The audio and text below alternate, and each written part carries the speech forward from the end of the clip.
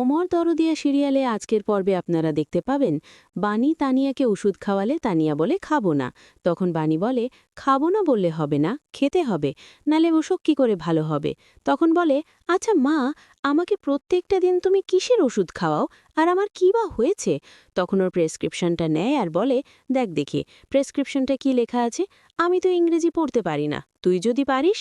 তখন তানিয়া বলে আমিও পারছি না মা, এসব কি বাজে বিচ্ছিরি লেখা, আমার থেকেও তো বিচ্ছিরি লেখে ওই ডক্টরটা। এসব বলে এদিকে সাথী ওর বেডরুমে বসে বসে কান্নাকাটি করে। তখন সেখান করে ঈশানী আসে আর বলে সাথী। তখন ঈশানী সাথীকে ডাকলে সাথী ঈশানীকে দেখে ওর চোখের জলটা মুছে ফেলে। তখন ঈশানী বলে সাথী, তুমি আমাকে দেখে চোখের জল মুছে ফেলছো?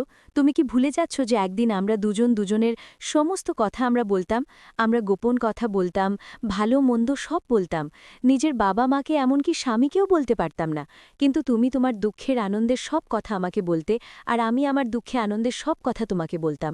এসব বলে তখন সাথী বলে জানো ঈশানী, আমার না মরে যেতে ইচ্ছে করছে, আমি নিজেকে খুব অসহায় করে ফেলেছি, আমার কোনো কিছু ভালো লাগছে না, আমার কেন এত কষ্ট হচ্ছে, আমার জীবনটা এভাবে কেন তছনছ হয়ে গেল। তখন ঈশানী বলে কান্না করো সাথী, কান্না করলে মনটা হালকা হবে। তখন সাথী বলে জানো এ মাসিমা ঠিক বলেছে, ওই বাণী যদি না আসতো না, তাহলে কিন্তু এসব ঘটনাগুলা ঘটতো না। তখন ঈশানী বলে যে বাণী এখানে এসেছে তার জন্যে ঘটেছে কি না আমি সেটা জানি না গো, কিন্তু একটা কথা বলো সাথী, তুমি যতদিন ধরে তাপস এই সমস্যাটা তৈরি করেছে, একটা ওর অ্যাডাল্ট মেয়েও আছে, সে কার বয়সে বলো তো? বাণীর বয়সে। তাহলে ও ওই বাড়িতে এসেছে বলে কি এই জীবনটা তোমার ধ্বংস হয়ে গেল? কিন্তু না, ও এসেছে সবার সামনে সত্যিটা এনেছে, এটা তুমি বলতে পারো, কিন্তু ওর কারণে কিন্তু এটা হয়নি। এই অন্যায়টা অনেক দিন ধরে তোমার সঙ্গে করছে, যেটা হয়েছে সেটা ভালোই হয়েছে, অন্তত তুমি নিজেকে নিজের মতো করে গুছিয়ে নিতে পারবে। বলে ঈশানী বলে দাঁড়াও তোমার চুলটা চিরুনি করে দিই, বলে চুলটা চিরুনি করে দেয়, আর দুজন দুজনকে ধরে কান্নাকাটি করে থাকে। এদিকে অনিরুদ্ধ সবাইকে বলে আমি এখান থেকে চলে যাচ্ছি।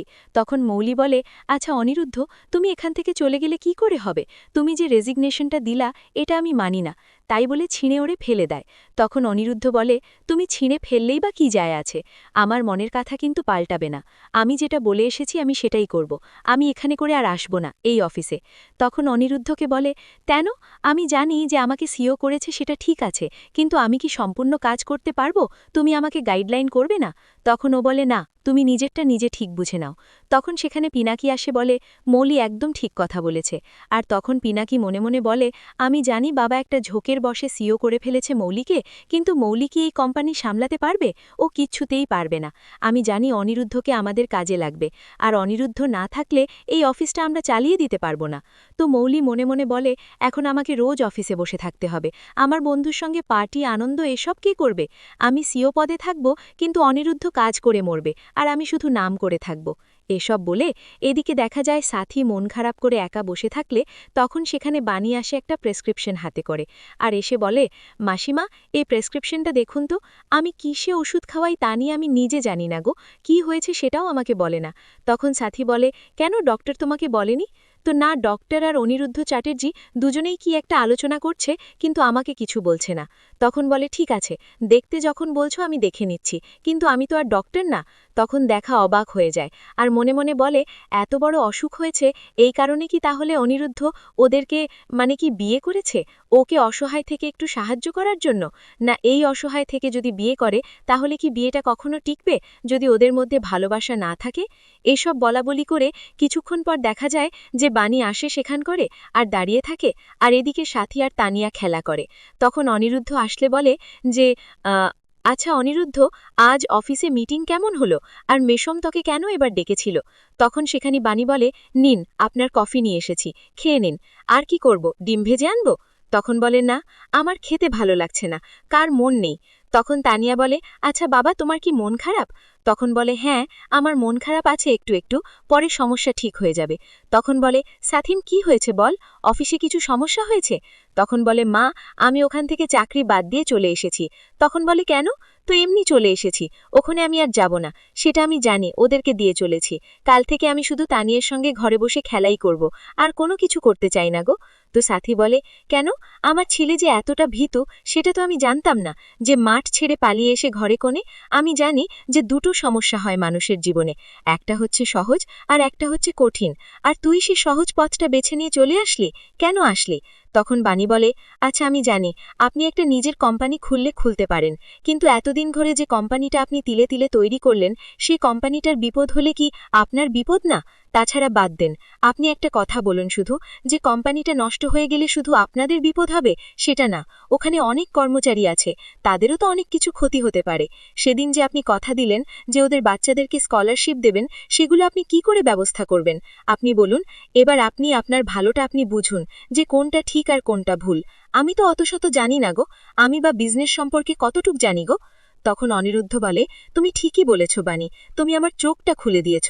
আমার ওখান থেকে পালিয়ে আসা ঠিক হয়নি গো, শুধু নিজের ইগোটাকে বাঁচানোর জন্য আমি ওখান থেকে চলে এসেছি, কিন্তু না, আমাকে ওখানে আবার ফিরতে হবে। এদিকে দেখা যায় যে বিদ্য থানাতে আছেন, আর তখন একটা লোকের নামলে ওরা বলছে, আমার পা হাত পাটি। তখন বলে, এই লোকটা আবার কে? আমি তো কখনো চিনি না গো। এদিকে দেখা যায় কষা ওর লোকটার নাম কি সবাইকে হাত পাটি পাচ্ছে। কিছুক্ষণ পর দেখা যায় যে একটা উকিল এসেছে আর বলছে, তোমাদের জাবির হয়ে গেছে। তখন বিদ্য বলে, আচ্ছা আমাদের জাবেনটা কি করালো একটু বলবেন? তখন বলে, সোমা হলে ঠিক বুঝতে পারবে। এদিকে দেখা যায় বাণী রান্না করলে সেখানে তানিয়া আসে আর বলে, মা তুমি কি রান্না করছো? তো হ্যাঁ, তাহলে আমিও একটু রান্না করি। তখন বলে, তুমি পারবে না গো। তখন তানিয়া একটা বাটি নিয়ে এসে সেখানে হলুদের গুঁড়ো আর লঙ্কার গুঁড়ো নেয়, আর নিয়ে তখন চোখে হাত দিলে চোখটা জ্বালা করতে লাগে। তখন বাণী বলে, দেখলে চোখে জ্বালা করতে লাগলো, অমনি লঙ্কার গুঁড়ো নেড়ে আর সে হাতটা চোখে দিয়েছে, তাই এত সমস্যা হচ্ছে। তখন বলে, ঠিক আছে, একটু জল নিয়ে আসেন। তখন জলটা নিয়ে গেলে দিলে অনিরুদ্ধ ওর চোখে মুখে ছুটিয়ে দেয়, আর তখন বাণী ওর দিকে তাকিয়ে থাকে যে কত না ওর মেয়েটাকে সেবা করছে, এসব ভাবতে থাকে যে নিজের বাবার মতো। এদিকে দেখা যায় কিছুক্ষণ পরে মৌলের কেবিনে যেতে যায় অনিরুদ্ধ। তখন ওখানে একটা লোক আসে আর বলে, স্যার, ওখানে সিও ম্যাডাম বলেছে ওর পারমিশন ছাড়া কাউকেই অ্যালাউ করতে না। আপনি আমার কথাটা শুনুন স্যার, না হলে আমার চাকরিটা বাদ চলে যাবে। তখন বলে, আচ্ছা ঠিক আছে, বলে সেখান থেকে সরে এসে একটু জায়গায় বসে। কিছুক্ষণ ওখানে অপেক্ষা করার পর আরেকজন আসে, আর আসার পরে বলে, আপনাকে ডাকছে সিও ম্যাডাম। তখন অনিরুদ্ধ বলে, আচ্ছা ঠিক আছে, আমি যাচ্ছি। তখন দেখা যায় যে মৌলি ওর কেবিনে পায়ের ওপর পা তুলে দিয়ে ওখান বসে আছে, কিন্তু সেখানে যাওয়ার সময় আমার অনিরুদ্ধ কেবিনের লক করে না ঢোকায়। তখন গিয়ে বলে, আচ্ছা মৌলি, তুমি আমাকে ডেকেছ? তখন মৌলি বলে, বাইরে বেরিয়ে যাও। তখন বলে, মানে, তুমি তো আমাকে ডাকলে? তখন বলে, হ্যাঁ, এবার থেকে মনে করে আসবে, আমার কেবিনে ঢোকার আগে তুমি লক করে আসবে। তখন বলে, এসব কি বলছো? তো হ্যাঁ, যেটা ঠিক